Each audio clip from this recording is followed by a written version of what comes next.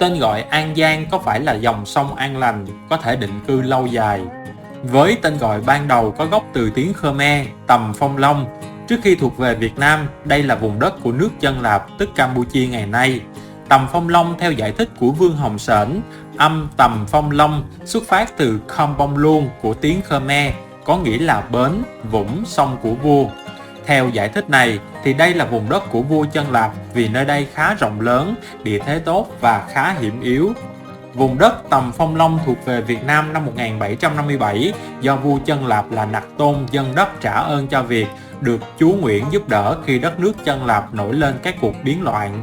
Cai cơ Nguyễn Cư Trinh vâng lệnh chúa tiếp nhận đất này và chia vùng đất này thành 3 đạo: đạo Đông Khẩu ở xứ Sa Đéc, đặt đạo Tân Châu ở xứ Cù Lao Giếng hay là Cù Lao Diên trên Tiền Giang, đặt đạo Châu Đốc ở xứ Châu Đốc trên Hậu Giang, lấy quân Dinh Long Hồ để trấn áp, chặn giữ những nơi yếu hại ở địa đầu.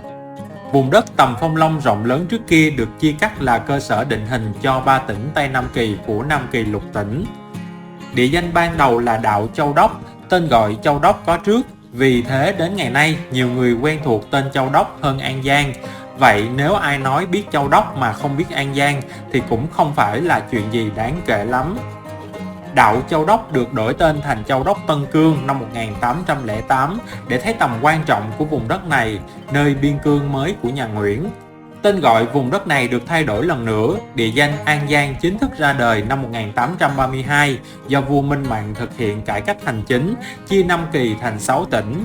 Tỉnh An Giang trong Nam Kỳ lục tỉnh khá rộng lớn, phía bắc từ thượng nguồn sông Tiền cho đến phía nam sông Cái Biển Đông, bao gồm tỉnh Đồng Tháp, Hậu Giang, Cần Thơ, Sóc Trăng ngày nay. Phía tây giáp phủ Nam Vang, trước là Cao Miên hay là Campuchia, từ cửa sông Tiền đến sông Hậu và tiếp giáp sông Cái Bồn ở Kiên Giang. Tên gọi An Giang có thể giải nghĩa là dòng sông an lành để định cư lâu dài, khi mà vua Minh Mạng thực hiện chính sách di dân khẩn hoang lập làng, khuyến khích các cư dân vào vùng đất này khai phá. Sau khi Pháp chiếm được Nam Kỳ lục tỉnh, Pháp thay đổi địa giới hành chính. Năm 1899, Nam Kỳ từ 6 tỉnh tách thành 19 tỉnh. Tỉnh An Giang được tách thành 5 tỉnh là Long Xuyên, Châu Đốc, Sa Đéc, Cần Thơ, Sóc Trăng. Địa danh An Giang không còn trên bản đồ. Hai tỉnh Long Xuyên và Châu Đốc là định hình cho tỉnh An Giang ngày nay. Sau cách mạng tháng 8 năm 1945, hình thành Ủy ban Kháng chiến Nam Bộ. Bên cạnh tên gọi theo địa giới hành chính của Pháp thì nơi này có tên gọi mới là Long Châu Tiền và Long Châu Hậu, phân chia theo sông Tiền và sông Hậu. Trong 2 năm 1950-1951, tên gọi Long Châu Tiền và Long Châu Hậu lại đổi tên thành Long Châu Hà, là sáp nhập Long Châu Hậu và Hà Tiên, và Long Châu Sa là sáp nhập tỉnh Sa Đéc vào tỉnh Long Châu Tiền. Từ năm 1945 đến năm 1954, có 2 cách phân chia địa giới và đặt địa danh cho vùng đất này, một theo Pháp, một theo Ủy ban Kháng chiến. Người dân thuộc khu vực kháng chiến thì quen thuộc với Long Châu Tiền hoặc là Long Châu Hà, Long Châu Hậu hoặc là Long Châu Sa. Có khi họ nhầm lẫn tên gọi mới và cũ. Người dân thuộc khu vực của Pháp vẫn dùng tên gọi là tỉnh Long Xuyên và Châu Đốc. Đến nay thì tên gọi Long Châu Tiền hoặc Long Châu Hà rất ít người nhớ đến, có khi nghe đến thấy lạ. Dưới thời chính quyền Sài Gòn năm 1956, tên gọi An Giang được sử dụng lại. Tỉnh An Giang bao gồm tỉnh Long Xuyên và tỉnh Châu Đốc theo địa giới của Pháp đến năm 1954. Sau đó từ năm 1964 đến năm 1975 tách thành tỉnh Châu Đốc và tỉnh An Giang. Theo xứ ủy Nam Kỳ, năm 1954 lập lại tỉnh Long Xuyên và tỉnh Châu Đốc thay tỉnh Long Châu Hà và tỉnh Long Châu Sa. Đến năm 1957, hợp nhất tỉnh Long Xuyên và tỉnh Châu Đốc thành tỉnh An Giang, sau đó lại tách ra vào năm 1971. Tỉnh An Giang tách thành tỉnh An Giang và tỉnh Châu Hà là địa giới của Châu Đốc. Đến năm 1974, lần nữa bỏ địa danh An Giang quay lại với địa danh Long Châu Tiền và Long Châu Hà. Sự thay đổi địa danh này làm cho sự phân chia ranh giới khá phức tạp. Đến ngày 20 tháng 12 năm 1975, tên gọi An Giang được chính thức sử dụng lại cho đến ngày nay. Địa giới An Giang ngày nay cũng được hình thành, bao gồm Long Xuyên và Châu Đốc. Như vậy, địa danh An Giang được đặt tên cho vùng đất này từ năm 1832, trở thành một trong 6 tỉnh đầu tiên của Nam Kỳ, vùng đất có những dòng sông hiền hòa và an lành. Vì thế, qua nhiều lần tách nhập địa giới và thay đổi tên gọi, nhưng cuối cùng An Giang vẫn là tên gọi được gắn liền đến ngày nay. Có lẽ địa danh phản ánh đúng thực cuộc sống an bình của cư dân trên những dòng sông. Mảnh đất An Giang và những điều thú vị. Khu di chỉ Ốc Eo. Đây là một khu di tích cổ vô cùng thú vị dành cho những ai đam mê khám phá, đặc biệt là những ai yêu thích việc tìm hiểu về khảo cổ.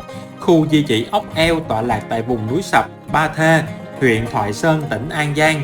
Nơi đây chứa đựng một khối đồ sộ những di chỉ, vết tích còn sót lại là minh chứng cho một thời đại văn hóa hưng thịnh. Đây là một khu di tích cổ rộng lớn và nổi tiếng bậc nhất ở An Giang, không những đón nhiều nhà sưu tầm khảo cổ đến nghiên cứu mà còn thu hút nhiều du khách trong và ngoài nước đến tìm hiểu các di chỉ, vết tích về một thời kỳ phát triển rực rỡ của vùng đất An Giang và đồng bằng sông Cửu Long ngày xưa.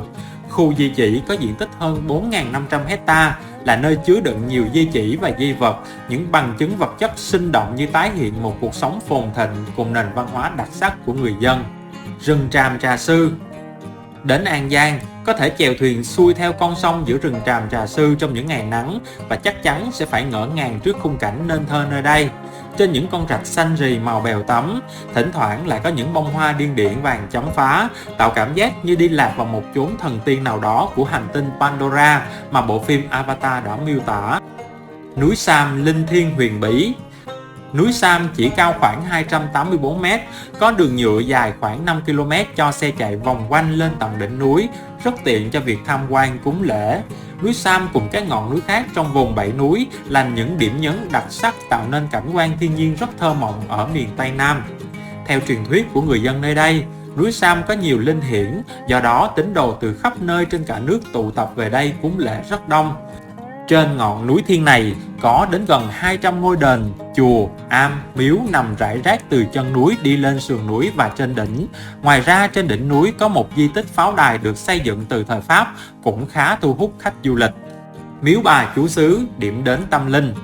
Tọa lạc dưới chân núi Sam, phường núi Sam, thành phố Châu Đốc, Miếu Bà Chúa Xứ là địa điểm tâm linh nổi tiếng nơi đây. Miếu Bà được xây dựng theo lối kiến trúc dạng tháp có hình hoa sen nở với kết cấu mái tam cấp 3 tầng lợp ngói xanh, trang trí các hoa văn đậm nét nghệ thuật. Từ ngày 23 đến ngày 27 tháng 4 âm lịch hàng năm, lễ hội Vía Bà được tổ chức nhằm cầu nguyện và tưởng nhớ, ca ngợi công lao của người giúp dân dẹp loạn, ban mưa thuận gió hòa.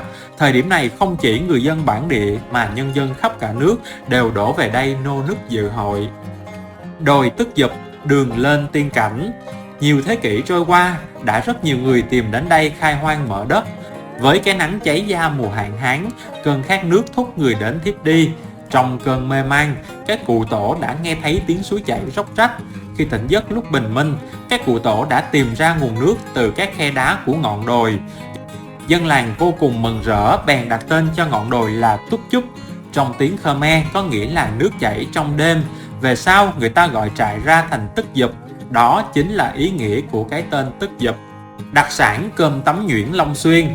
Ẩm thực Long Xuyên cực kỳ phong phú. Cơm tấm nhuyễn chính là một trong nhiều món ăn nổi tiếng nơi đây. Rất khác với cơm tấm Sài Gòn với những lát thịt to bản. Cơm tấm Long Xuyên lại có hạt nhuyễn, còn thịt nướng thái mỏng, bì và điểm thêm vài lát trứng kho, ăn cùng với dưa chua làm từ các loại ngó sen, rau muống hoặc là cải trắng, cà rốt thái sợi mỏng. Lẩu mắm An Giang.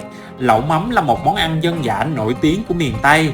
Nồi lẩu mắm bao gồm cả thịt, tôm, cá, mực, được nấu bằng mắm cá linh, một loại cá đặc sản sinh trưởng ở miền Tây.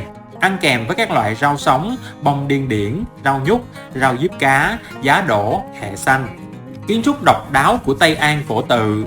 Tại ngã ba núi Sam tồn tại một ngôi chùa cổ có kiến trúc đặc biệt gọi là Tây An cổ tự. Chùa nằm ở độ cao 284 m so với mặt nước biển, được xây dựng theo lối chữ Tam, là sự kết hợp của 3 phong cách: kiến trúc Ấn Độ, nghệ thuật Hồi giáo và kiến trúc chùa cổ Việt Nam. Chùa Tây An không chỉ là một nơi các tín đồ đến hành hương lễ bái, mà nơi đây còn là một danh lam thắng cảnh du lịch nổi tiếng của tỉnh An Giang. Thánh đường Mubarak. Ở nơi có nhiều người Chăm sinh sống như An Giang, có rất nhiều thánh đường và tiểu thánh đường của đạo Hồi. Nổi bật nhất trong số đó chính là thánh đường Mubarak, nơi đã được công nhận là di sản quốc gia. Để đến thánh đường này từ bến phà Châu Giang, rẽ tay trái một đoạn là có thể lập tức chiêm ngưỡng vẻ đẹp của công trình này. Bún cá lóc Châu Đốc. Đến Châu Đốc dĩ nhiên không thể bỏ qua món ăn cực kỳ nổi tiếng ở đây là bún cá với những miếng cá lóc được rán vàng ươm, thịt quay, chả lụa ăn kèm rau nhút và nước chấm đặc biệt. Nước chấm này được làm bằng mắm thắng đường và ớt, khi ăn cùng bún tạo nên một hương vị độc đáo rất khó quên. Những cánh đồng thốt nốt ở Tịnh Biên. Những hàng cây thốt nốt cao vút nằm giáp với vùng Tịnh Biên, tỉnh An Giang từ lâu đã gắn liền với nếp sống cũng như suy nghĩ của người dân nơi đây. Cuộc sống của họ cũng có liên kết chặt chẽ với những sản phẩm được làm ra từ cây thốt nốt, và đây cũng chính là điểm đặc trưng dễ nhận thấy khi đến thăm mảnh đất Tịnh Biên này. Chưa mua mắm Châu Đốc thì đừng vội ra về. Một đặc sản không thể không nhắc đến của tỉnh An Giang chính là mắm. Mắm Châu Đốc được bán khắp nơi nhưng tập trung nhiều nhất ở chợ Châu Đốc. Mắm cá có nhiều loại, tùy từng loại cá và cách thức chế biến mà người ta có thể xé nhỏ, có thể để nguyên con hay lóc lấy phi lê hoặc để cả xương.